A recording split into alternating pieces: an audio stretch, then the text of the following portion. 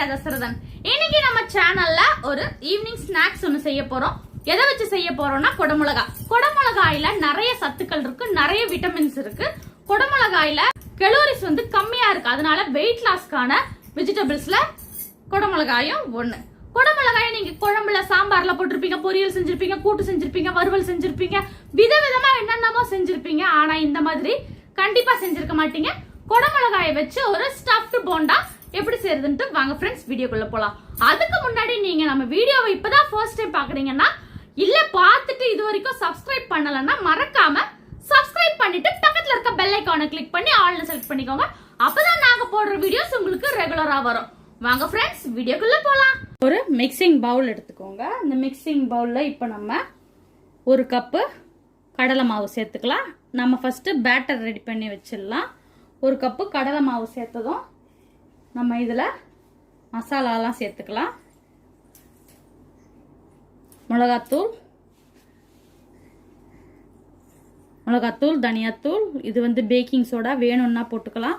உப்பு, கரம் மசாலா, இது எல்லாத்தையும் இதுக்குள்ள நம்ம சேர்க்க போறோம். ஃபர்ஸ்ட் உப்பு சேர்த்துக்கலாம் தேவையான அளவு. என்னென்னலாம் தேவையோ அதெல்லாம் இதில் சேர்த்து நம்ம இப்போ ஃபர்ஸ்ட் ட்ரையா மிக்ஸ் பண்ணிக்கலாம். ட்ரையா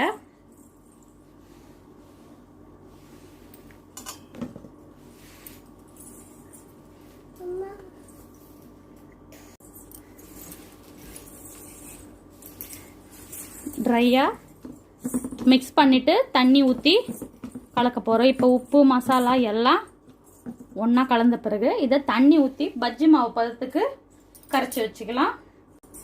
நல்லா இந்த மாதிரி பஜ்ஜி மாவு பதத்துக்கு இதை கரைச்சி வச்சுக்கலாம். கலர் வந்து உங்களுக்கு தேவைன்னா போட்டுக்கலாம், ஆப்ஷனல் தான் கலரு.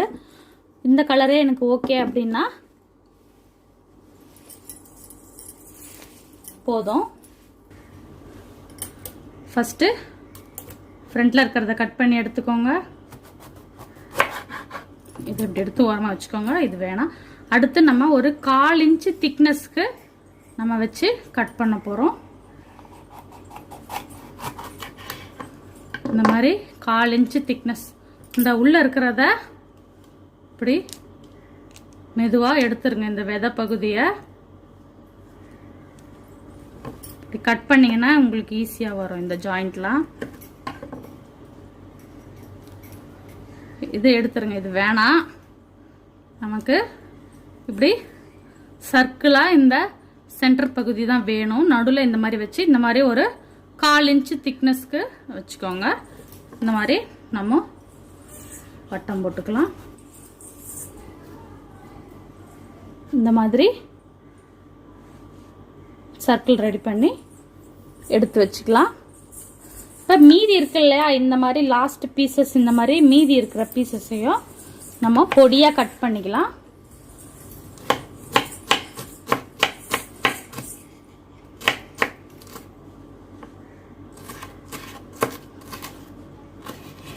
இதை நம்ம அந்த ஸ்டஃப்ல சேர்த்துக்கலாம் பொடியாக கட் பண்ணி.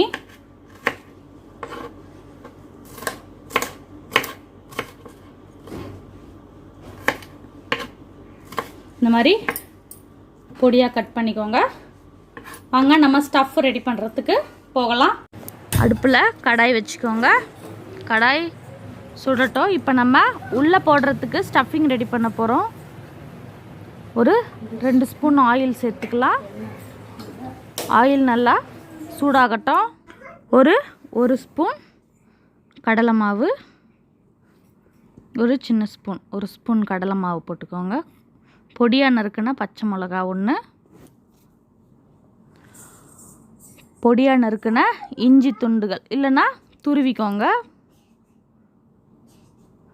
3த்தையும் போட்டு நல்லா வதக்குங்க. ஒரு 2 நிமிஷம் நல்லா வதங்கட்டும் எண்ணெயில். ஒரு 1/4 ஸ்பூன் மிளகாத்தூள், அப்புறம் 1/4 ஸ்பூன் தனியாத்தூள்,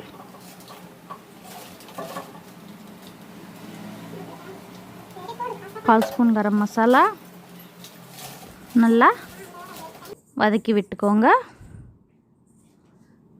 அடுத்து நம்ம பொடியாக நறுக்கி வச்ச குடமிளகா நம்ம அப்போ அந்த ஸ்டஃப்க்கு ரிங் எடுத்துகிட்டு மீதி குடமிளகா பொடியான இருக்கணும் இல்லையா, அந்த குடமிளகாயை ஆட் பண்ணிக்கோங்க.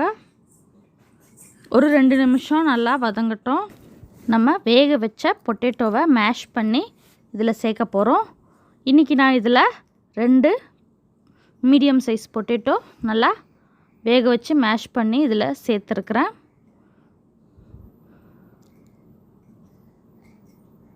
சேர்த்துட்டு நல்லா கலந்து விடுங்க.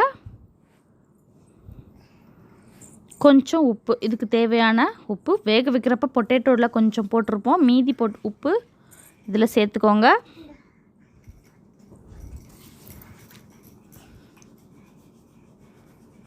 கொஞ்சமாக 1/4 ஸ்பூன் சாட் மசாலா.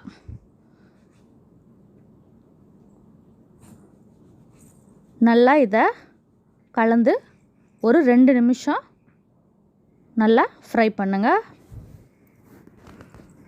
கொஞ்சம் பொடியாக நறுக்கின கொத்தமல்லி தூவிக்கலாம்.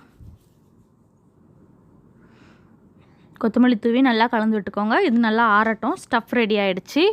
நம்ம ஆறுனதுக்கப்புறமா தான் நமக்கு ஸ்டஃப் பண்ண ஈஸியாக இருக்கும்.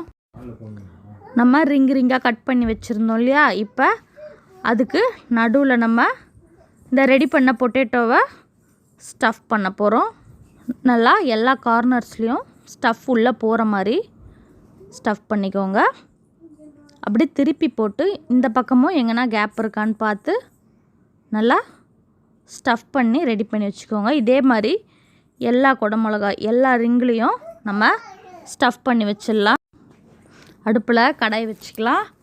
கடாயில் எண்ணெய் ஊற்றி எண்ணெய் கொஞ்சம் சூடாகட்டும். நம்ம ஏற்கனவே பஜ்ஜி மாவு ரெடி பண்ணி வச்சுருக்கோம் இல்லையா, அதில் இதை நம்ம மெதுவாக ரிங்கை மட்டும் சுற்றி பிடிச்சி, கொஞ்சம் மற்ற பஜ்ஜி மாதிரி இல்லாமல் இது கொஞ்சம் சேஃபாக ஜாக்கிரதையாக ஸ்லோவாக போடுங்க. ஏன்னா ஸ்டஃப் வெளியே வராமல் நம்ம மெதுவாக 2 பக்கமும் புரட்டி எடுத்து ஒரு ஸ்பூனோட ஹெல்ப்பில் இதை பத்திரமா உள்ளே போடுங்க. ஸ்டஃப் வெளியே வந்துடாமல் பார்த்துக்கோங்க. கொஞ்ச நேரம் ஒரு சைடு வெந்த உடனே திருப்பி விடுங்க. 2 சைடுமே மீடியம் ஃப்ளேமில் வேகட்டும். வெந்த உடனே நம்ம stuffed bajji ready. Capsicum stuffed bajji. இதே மாதிரி நம்ம ரெடி பண்ணி வச்ச ஒரு ரிங்கையும் நம்ம பொரிச்சு எடுத்துக்கலாம். ஒரு டைமில் 2 போட்டுக்கோங்க. நல்லா பெரிய சைஸில் நீங்கள் தட்டையான கடாய் வச்சுருந்தீங்கன்னா 3 கூட போட்டு எடுத்துடலாம். நம்மளோட ஸ்டஃப்டு கேப்சிகம் வடை தயார்.